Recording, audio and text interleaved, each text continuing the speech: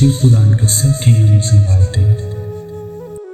और आज से मैं पूरी श्रद्धा और विनम्रता के साथ शिव महापुराण की पवित्र कथा का विस्तार पूर्वक पाठ आप सबके सामने प्रस्तुत करने जा रहा हूँ। ये कथा सिर्फ सुनने के लिए नहीं, जीवन को समझने और शिव को महसूस करने के लिए है। चलिए इस दिव्य यात्रा की शुरुआत करते हैं। हर हर महादेव। दोस्तों, आज मैं आप सभी के सामने पहला अध्याय का पाठ करने जा रहा हूँ। सूत जी द्वारा शिव पुराण की महिमा का वर्णन। श्री सौनक जी ने पूछा, महाज्ञानी सूत जी, आप संपूर्ण सिद्धांतों के ज्ञाता हैं, कृपया मुझसे पुराणों के सार का वर्णन करें। ज्ञान और वैराग्य से भक्ति से प्राप्त विवेक की वृद्धि कैसे होती है तथा साधु पुरुष कैसे अपने काम, क्रोध आदि विकारों का निवारण करते हैं। इस कलयुग में सभी जीव आसुरी स्वभाव के हो गए हैं, अतः कृपा करके मुझे ऐसा साधन बताइए जो कल्याणकारी एवं मंगलकारी हो तथा पवित्रता लिए हो। प्रभु, वो ऐसा साधन हो जिससे मनुष्य की शुद्धि हो जाए और उस निर्मल हृदय वाले पुरुष को सदैव के लिए शिव की प्राप्ति हो जाए। श्री सूत जी ने उत्तर दिया, सौनक जी, आप धन्य हैं, क्योंकि आपके मन में पुराण कथा सुनने के लिए अपार प्रेम व लालसा है। इसलिए मैं तुम्हें परम उत्तम शास्त्र की कथा सुनाता हूँ। वत्स, संपूर्ण सिद्धांत से संपन्न भक्ति को बढ़ाने वाला तथा शिव जी को संतुष्ट करने वाला अमृत के समान दिव्य शास्त्र है शिव पुराण। इसका पूर्व काल में शिव जी ने ही प्रवचन किया था। गुरुदेव व्यास ने सनत कुमार मुनि का उपदेश पाकर आदरपूर्वक इस पुराण की रचना की है। यह पुराण कलयुग में मनुष्यों के हित का परम साधन है। शिव पुराण परम उत्तम शास्त्र है। इस पृथ्वी लोक में सभी मनुष्यों को भगवान शिव के विशाल स्वरूप को समझना चाहिए। इसे पढ़ना एवं सुनना सर्व साधन है। यह मनोवांछित फलों को देने वाला है।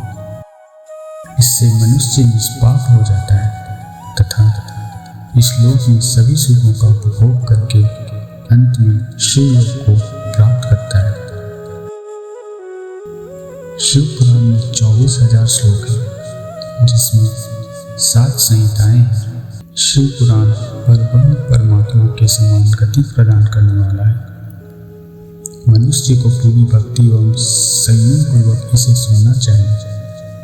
जो मनुष्य प्रेम पूर्वक नित्य इसको बाँचता है या इसका पाठ करता है, वह निसंदेह पुण्य आत्मा है।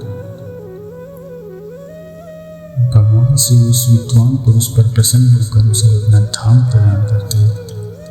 प्रतिदिन आदरपूर्वक शिव पुराण का पूजन करने वाले मनुष्य संसार में संपूर्ण भोगों को भोग कर भगवान शिव के पद को प्राप्त करते हैं। वे सदा सुखी रहते हैं। शिव पुराण में भगवान शिव का सर्वस्व है। इस लोक और परलोक में सुख की प्राप्ति के लिए आदरपूर्वक इसका सेवन करना चाहिए। यह निर्मल शिव पुराण धर्म, अर्थ, काम और मोक्ष रूप चारों पुरुषार्थों को देने वाला है। अतः सदा प्रेम पूर्वक इसे सुनना एवं पढ़ना चाहिए। दूसरा अध्याय, देवराज को शिवलोक की प्राप्ति, चंचुला का संसार से वैराग्य। श्री सौनक जी ने कहा, आप धन्य हैं सूत जी, आप परमार्थ तत्व के ज्ञाता हैं। आपने हम पर कृपा करके हमें यह अद्भुत और दिव्य कथा सुनाई। भूतल पर इस कथा के समान कल्याण का और कोई साधन नहीं है। आपकी कृपा से यह बात हमने समझ ली है। सूत जी, इस कथा के द्वारा कौन से पापी शुद्ध होते हैं, उन्हें कृपा पूर्वक बताकर इस जगत का कृतार्थ कीजिए। सूत जी बोले, उन्हें जो मनुष्य पाप, दुराचार तथा काम, क्रोध, मद, लोभ में निरंतर डूबे रहते हैं, वे विश्व पुराण पढ़ने तथा सुनने से शुद्ध हो जाते हैं तथा उनके पापों का पूर्णतया नाश हो जाता है। इस विषय में मैं तुम्हें एक कथा सुनाता हूँ। देवराज ब्राह्मण की कथा। बहुत पहले की बात है कि रातों के नगर में देवराज नाम का एक ब्राह्मण रहता था। वह ज्ञान में दुर्बल, गरीब, रस बेचने वाला तथा वैदिक धर्म से विमुख था। वह स्नान संध्या नहीं करता था तथा उसमें वैश्य वृत्ति बढ़ती जा रही थी। वह भक्तों को ठगता था। उसने अनेक मनुष्यों को मारकर उन सब का धन हड़प लिया था। उस पापी ने थोड़ा सा भी धन धर्म के काम में नहीं लगाया था। वह वैश्यारामी तथा आचार भ्रष्ट था। एक दिन वह घूमता हुआ देवी लोक से प्रतिष्ठान प्रयाग जा पहुंचा। वहां उसने एक शिवालय देखा जहां बहुत से साधु महात्मा एकत्र हुए थे। देवराज वहीं ठहर गया।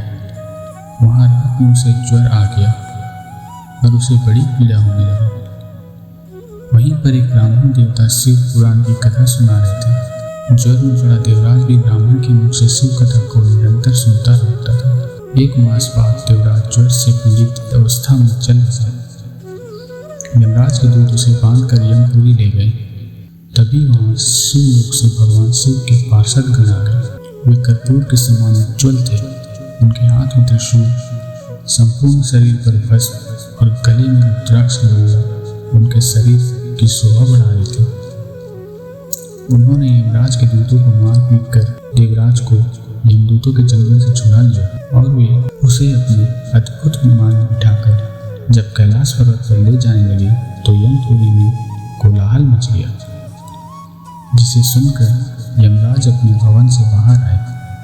साक्षात मृत्युओं के समान प्रतीत होने वाले इन दूतों को धर्मराज ने विधि पूर्वक पूजन कर ज्ञान दृष्टि से सारा मामला जान लिया।